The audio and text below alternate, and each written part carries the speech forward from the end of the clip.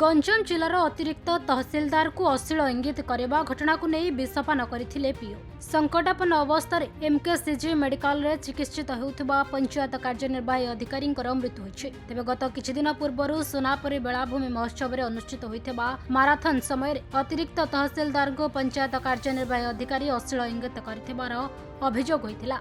तेबे अतिरिक्त तहसिलदार एने गोलंधरा थाना रे लिखित अभियोग करथिले। लोकलज्ज और गिरफ भୟରେ पंचायत कार्यनिर्वाही अधिकारी विषपान करथिले। गुरुतर अवस्था रे तांकर एमकेसीजी मेडिकल रे चिकित्सा जारी रहिथिला।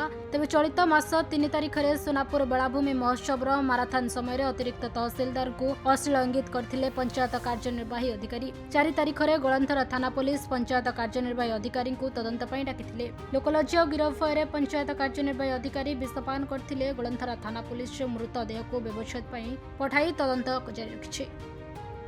दंडपाणी पात्र जी जने भल कर्मष्ट पीओ ता उपरे जो आम सोनपुर सी बीच बेले माराथन बेले जो मिछ अभियोग आमर एटीओ एडिशनल तहसीलदार महोदय आनी सब प्रकार मिछ रचना करी ताको बदनाम करछंती, ताको मनुष्य गाली गुलोज करछंती, ताको आत्मा को बाधिला भाया कथा कहते जहाँ कि से दंडपाणी जड़े कर्मष्ट जड़े विश्वस्त जड़े सचोट पीओ हो सी आत्मसम्मान आंच आसला बोली विषपी आत्महत्या उद्यम कर घटना बड़ दुखदायक।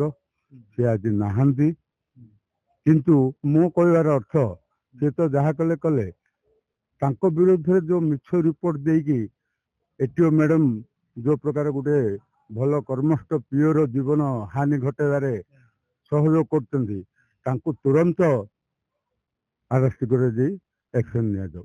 ब्रह्मपुर संजय कुमार विश्वाल रिपोर्ट खबर ओडिशा।